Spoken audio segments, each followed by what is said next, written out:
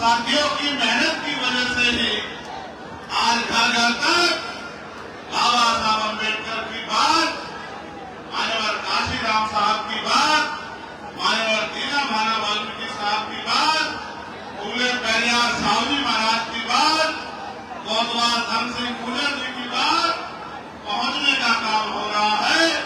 मैं इसके लिए पूरी पार्टी के नेताओं का आभार प्रकट करता हूं। इस मंच पर उपस्थित आजाद समाज पार्टी के राष्ट्रीय नेतागण, प्रदेश के नेतागण, अनुशासन समिति के साथियों, मिशन 78 के साथियों और मेरे सामने उपस्थित नौजवान साथियों, बड़े बुजुर्गों और इधर मेरी बहनें जो बहुत लंबे समय से यहाँ आशीर्वाद देने के लिए पहुंची हैं, मैं आपका बहुत बहुत आभार प्रकट करता हूं इस प्यार और इस आपके विश्वास के लिए जो आपने हम लोगों ने बताया। अपनी बात को शुरू करते हुए मैं सभी धर्मों में जन्मे सभी संतों, गुरुओं और महापुरुषों को नमन करता हूं। नमन महापुरुष और उन महापुरुषों को जिनकी वजह से भारत में समता, समानता, बंधुत्व, भाईचारे की बात आगे बढ़ रही। मैं महामानव तथागत से लेके संत शिरोमणि सतगुरु रविदास, भगवान वाल्मीकि, गुरु नानक देव, संत कबीर, नारायण गुरु, गुरु घासीदास, संत गाडगे जी महाराज और मां सावित्रीबाई फुले, मां राष्ट्रपिता ज्योतिबा फुले, मां फातिमा शेख, छत्रपति साहू जी महाराज, डॉक्टर बाबा साहब अम्बेडकर, ईवी पेरियार रामानायक स्वामी, पेरियार ललाई यादव, बाबू जगदेव प्रसाद कुशवाहा, जननायक कपूरी ठाकुर, महामना राम सिंह वर्मा, चौधरी महाराज सिंह भारती, संत छोटू राम, मान्यवर दीनभाना वाल्मीकि और मान्यवर काशीराम साहब को नमन करता। सम्मानित साथियों, ये मेरठ की वो क्रांति रहा है जहां 1857 का गदर, 1857 की क्रांति इसी मेरठ की धरा से शुरू होने का काम किया और कोतवाल धन सिंह गुर्जर और माता देव वाल्मीकि जी ने उसका नेतृत्व कर पूरे भारत की गुलामी की बेड़ियों को काटने का बिगुल इसी मेरठ की धरती से बजाने का काम किया। हालांकि उनके इतिहास को छिपाने का काम किया, उनके इतिहास को चुराने का काम किया, उनको जमी दर्ज करने का काम किया, लेकिन जब तक हम जैसे लोग जिंदा हैं अपने महापुरुषों के इतिहास को न दबने देंगे और न ही किसी को चुराने देंगे। महापुरुषों के इतिहास को हर घर पहुंचाने का काम करेंगे। जिन कोतवाल सिंह, धन सिंह गुर्जर को, इनके इतिहास को, उनके बलिदान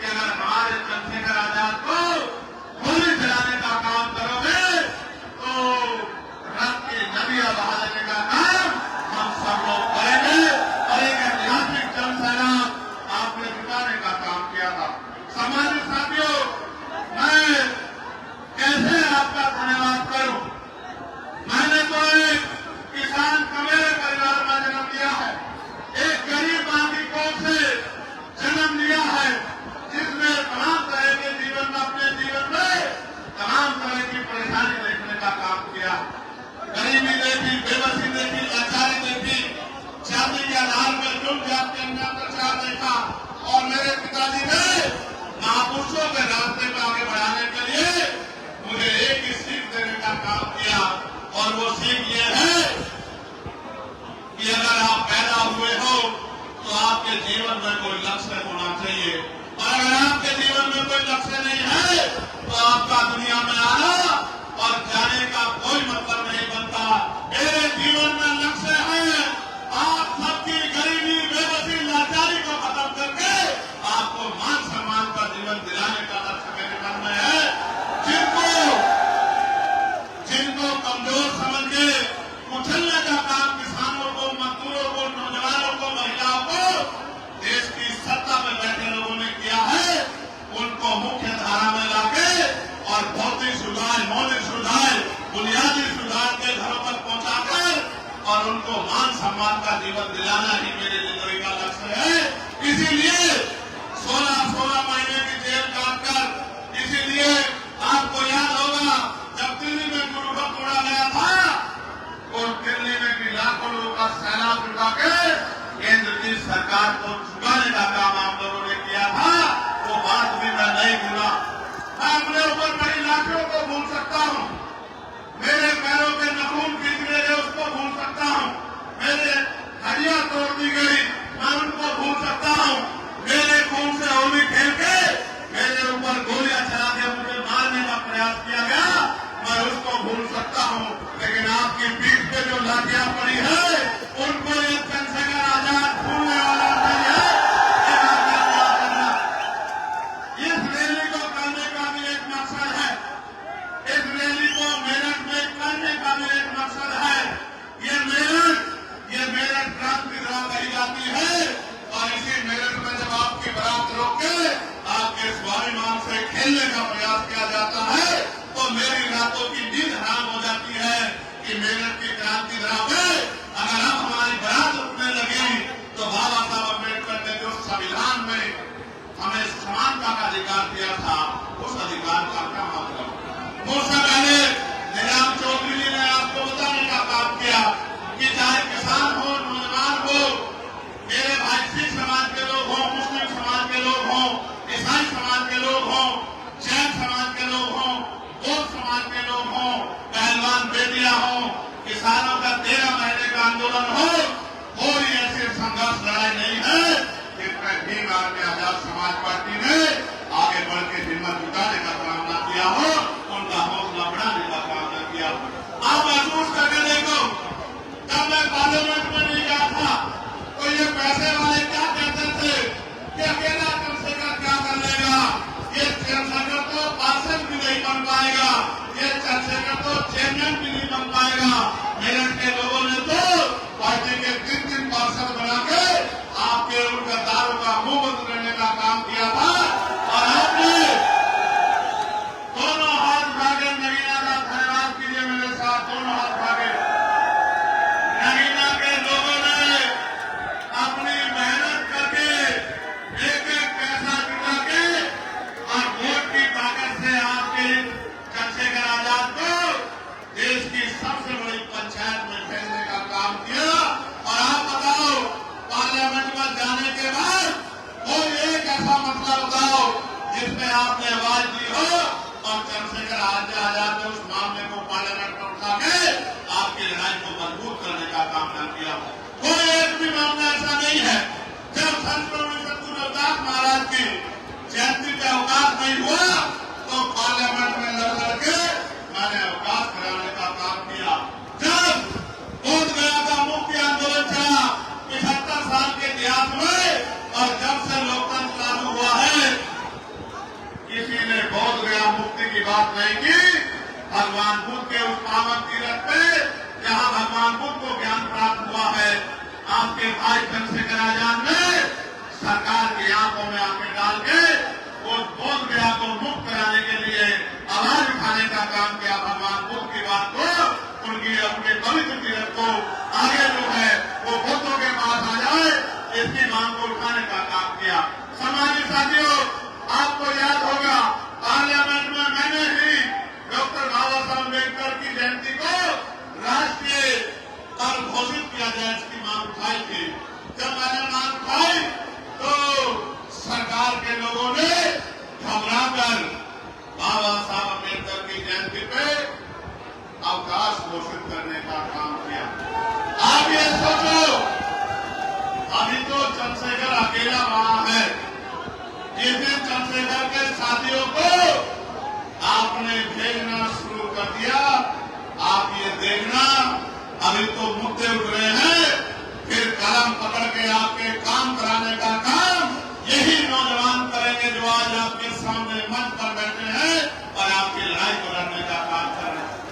मैं जानता हूं ऐसे वाले लोग हमारे लोगों का मजाक उठाते हैं, मेरे नौजवान नेताओं का, मेरे भाइयों का मजाक उड़ाते हैं, कहते हैं नौजवान लोग क्या करेंगे जब एक चंद्रशेखर पूरी पार्लियामेंट में अपनी पहचान बना सकता है तो ये एक नौजवान उत्तर प्रदेश का इतिहास बदल के रख सकता है। इस बात को बोलना मेरे साथी नौजवान, आप समझते हो क्या होता है नौजवान?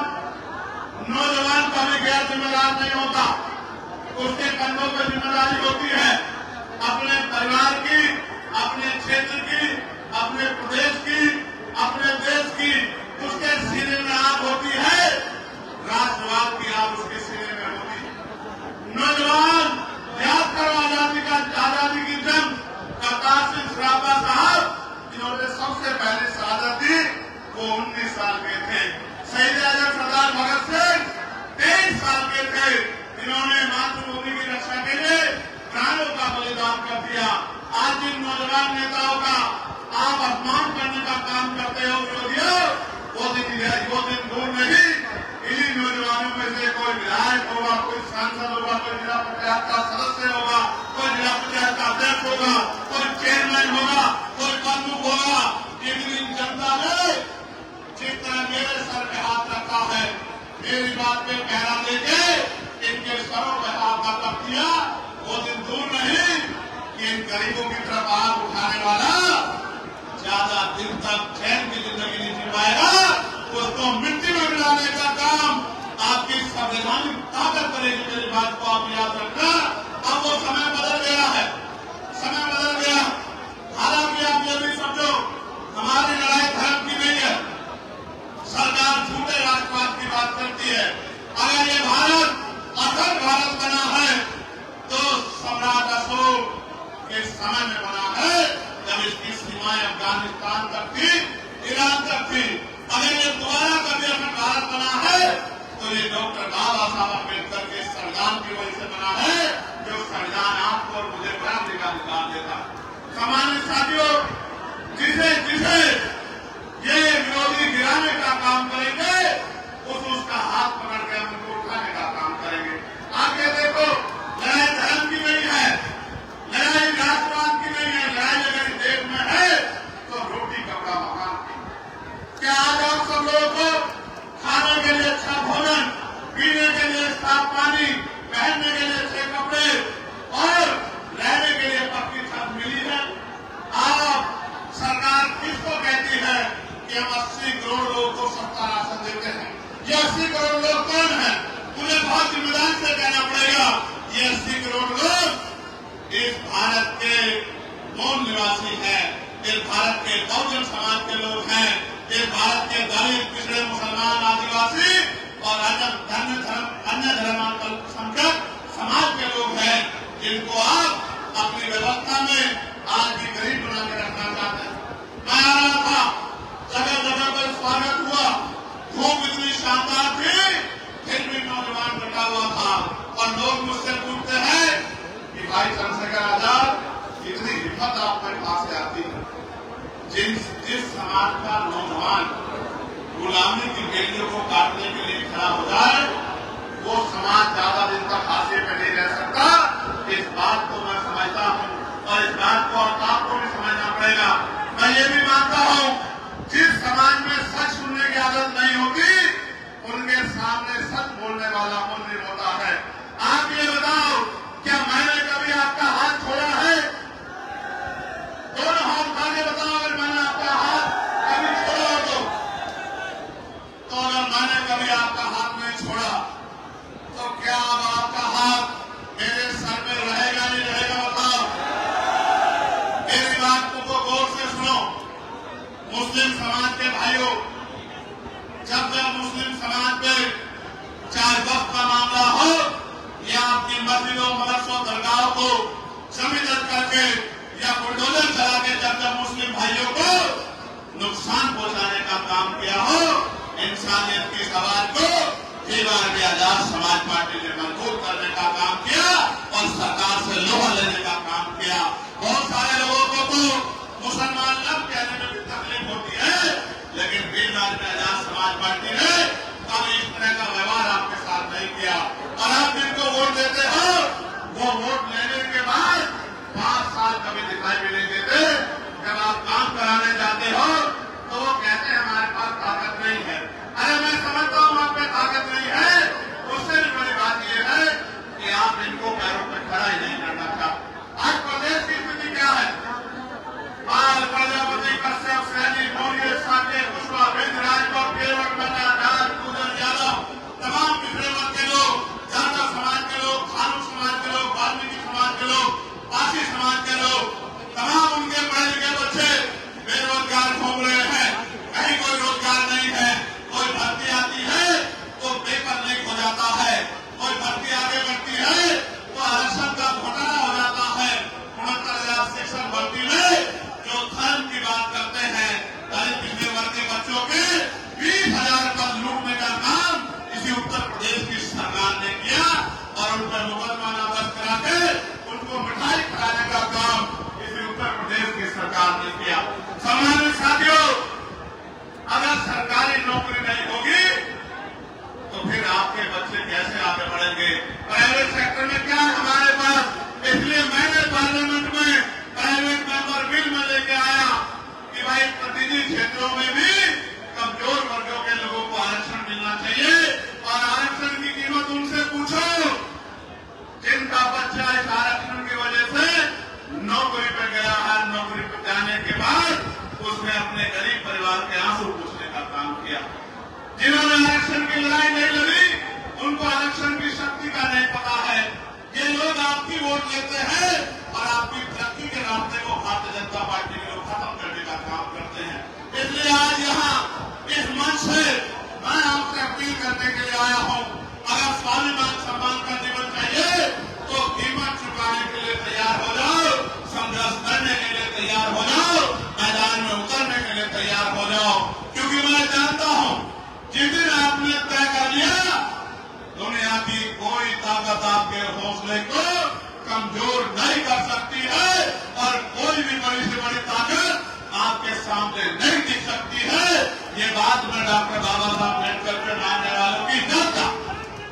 प्यारे साथियों, आज कोई जिला ऐसा नहीं है जहां दलितों की खाल न पीनी जा रही हो, पिछड़ों की खाल न पीनी जा रही हो। कोई ऐसा जिला नहीं है। कई मार के रखते हैं, कई बहन बेटियों का रेप करते हैं, कई घर जलाते हैं। जो जमीनें हमें मिली थी, सरकार उन जमीनों को छीनने का काम कर रही है और कोई आपका रखवाला दूर दूर तक नजर नहीं आता। जो आज आपके साथ नहीं खड़ा, वो कल आपकी क्या मदद करेगा? मैं आपको ऐलान करके कहता हूं, अगर आपकी जो कोई आप उठाए तो भीम आर्मी आजाद समाज पार्टी को याद करना। ये सब लोग आपके सम्मान में और आपकी ताकत को बढ़ाने के लिए क्योंकि मैं भी जानता हूं, मैंने ये सुना है कि मेरठ जिसके साथ होता है उत्तर प्रदेश और केंद्र में उसी की बात गलती है। इसलिए मैंने मेरठ को चुना है सबसे पहले कि मेरठ के लोगों का आशीर्वाद मुझे मिलना चाहिए। बताओ मेरठ का आशीर्वाद मिलेगा नहीं मिलेगा? अब एक बात को गौर से सुनना, नौजवानों आपसे भी कह रहा हूं, बहुत तमन्नाएं लेके हम लोग संघर्ष में कि बुनियादी सुविधा मिले, रोटी कपड़ा मकान मिले, नौजवानों को रोजगार मिले, महंगाई और तमाम तरह की परेशानियां खत्म हो। आप महसूस करके देखो, बिजली के दाम से लेके पानी के दाम, सड़क कहाँ बनेगी, स्कूल कहाँ बनेगा, यूनिवर्सिटी कहाँ बनेगी, मेडिकल कॉलेज कहाँ बनेगा, नौकरी किसे मिलेगी, रोजगार किसे मिलेगा, इंडस्ट्रियल एरिया किसे कहाँ लगेगा, ये सब सरकार तय करती है। और 2027 में 15 साल का सूखा हो जाएगा। 15 साल का, 15 साल में क्या देखा हमने? थाने में जाते हो सुनवाई नहीं होती, सरकारी दफ्तरों में जाते हो सुनवाई नहीं होती, जुल्म जाती होती है, न्याय नहीं मिलता। इस 15 साल के सूखों में खत्म करने के लिए दिन रात हम लोग जुटे हैं। इस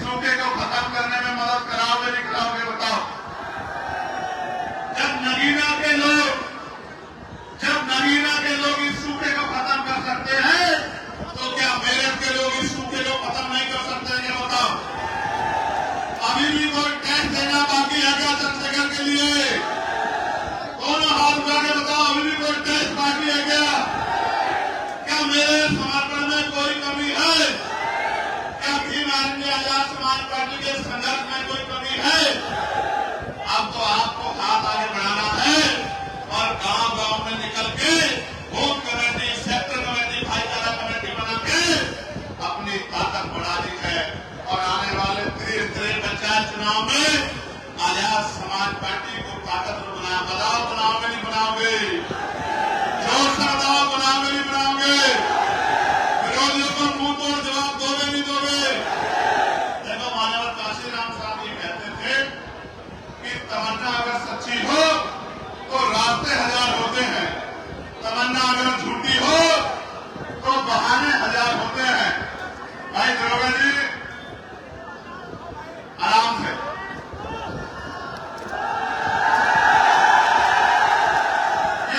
ये गरीब लोग, इनका नेता गरीबों का मैं, अमीरों के नेताओं को फर्क नहीं पड़ता, लेकिन मुझे इनकी आंसुओं से फर्क पड़ता। वो मेरा भाई है, मैं उसको कहूंगा कि वो वहीं रुक जाए। ये भी अपनी ड्यूटी कर रहे हैं, मगर तू ये जान ले मेरे साथ फोटो खिंचवाने से तेरा जीवन नहीं बदलेगा। ये दिन कलम में ताकत होगी, रोजगार देकर तेरा जीवन बदलने का काम। जब रोजगार मिलेगा, चार पैसे जेब में होंगे, तो माँ को हवाई जहाज का सफर कराना, माँ को देश दुनिया दिखाने का काम करना, बहनों के सपने पूरे कराने का काम करना, तब जाके मेरे दिल में भी खुशी होगी जब इस काम को आप लोग करने का काम करोगे। मेरी माँ को दुनिया दिखाने का काम करोगे, उनके आंसू पूछने का काम करोगे, उनको सुख सुविधा देने का काम करोगे, उनकी तकलीफों को दूर करने का काम करोगे, तभी जाके मेरे दिल में ठंडक पड़ेगी। और कोई इसके अलावा रास्ता नहीं है। भाई आप चिंता न करो, आपकी मेहनत और हम सबकी मेहनत मिलकर 2027 में उजाला करने का काम करेंगे। मेरे लोगों को याद रखना पड़ेगा। प्यारे साथियों, कुछ मांगे जो मुझको दी गई थी कि इन मांगों पर चर्चा होनी चाहिए। मैं आपको विश्वास दिलाता हूं, आपकी मांगों को पार्लियामेंट में उठाने का काम करूंगा। मैं आपको इस बात का विश्वास दिलाता हूं। मांग ये है कि हस्तिनापुर क्षेत्र को पर्यटक स्थल घोषित किया जाए और रेलवे लाइन से जोड़ा जाए। जिसकी क्षेत्र के लोगों द्वारा लंबे समय से मांग चली आ रही है। मैं आपको विश्वास दिलाता हूं कि आपका चंद्रशेखर आजाद इस मांग को पार्लियामेंट में उठाने का काम करेगा। मैं आपको विश्वास दिलाता हूं। आपकी मांग है शहीद धन सिंह कोतवाल जी को भारत रत्न दिया जाए की मांग आपने की है। मैं इस मांग को पार्लियामेंट में उठाने का काम करूंगा। मैं आपको विश्वास दिलाता हूं। और आपने ये भी मांग की है कि भारतीय सेना में गुजर रेजिमेंट बनाई जाए। आपकी इस मांग को भी मैं पार्लियामेंट में उठा चुका हूं। अभी राजकाज हम पे नहीं है, वरना हम इसको पूरी भी कर देते। मेरी बात को याद है। आपकी ये भी मांग है कि माननीय साहब काशीराम जी को भारत रत्न से सम्मानित किया जाए। मैं इस बात को भी जोर शोर से पार्लियामेंट में उठाने का काम करूंगा। और एक चीज देखिए आपने भाटी जी, जब मैं गुजर रेजिमेंट बनाने की मांग कर रहा हूं तो ये तमाम लोग ताली बजा के उसका स्वागत कर रहे हैं। इस बात को तोड़ने के लिए मेरे जाने के बाद ये चोटी का जोड़ लगाया जाएगा कि ये गुजर पिछड़े दलित समाज में, मुस्लिम समाज में एकता बन जाए। आप देखो इनका दिल कितना बड़ा है। बताओ गुजर रेजिमेंट बननी चाहिए नहीं बननी चाहिए? मैं सम्मानित साथियों, एक रेजिमेंट की मांग जो जमात रेजिमेंट की मांग, वो बहुत पुरानी रेजिमेंट की, जानते हो साथियों। मैं उसका इतिहास भी बता देता हूं। ऐसा नहीं कि मैं हवाई बात करता वकील। ये एक ऐसी रेजिमेंट थी जिसने सेकेंड वर्ल्ड वॉर में बर्मा में जाके अपना लोहा मनवाने का काम किया था और बैटल ऑफ ऑनर लेने का काम किया था। अंग्रेजों ने रेजिमेंट को खत्म करने का काम किया, क्योंकि रेजिमेंट ने आजाद हिंद फौज जो देश के लिए लड़ रही थी उनके खिलाफ लड़ने से मना कर दिया था। ये वफादार राष्ट्रवादी और देश के प्यार करने वाली रेजिमेंट थी। मैं इस रेजिमेंट को बहाल करने की मांग भी पार्लियामेंट में उठा चुका हूं, क्योंकि मैं मानता हूं कि आज हमारा एक नौजवान देश की सेवा में योगदान देना चाहता है। बॉर्डर पे जाके दुश्मन को धूल मिट्टी लगाना चाहता है। मैं इस बात को मानता हूं। मैं तो चाहता हूं हर किसान को मेरे की भारतीय सेना में पर्याप्त हिस्सेदारी होनी चाहिए। देश की शिक्षा और चिकित्सा एक समान की जानी चाहिए।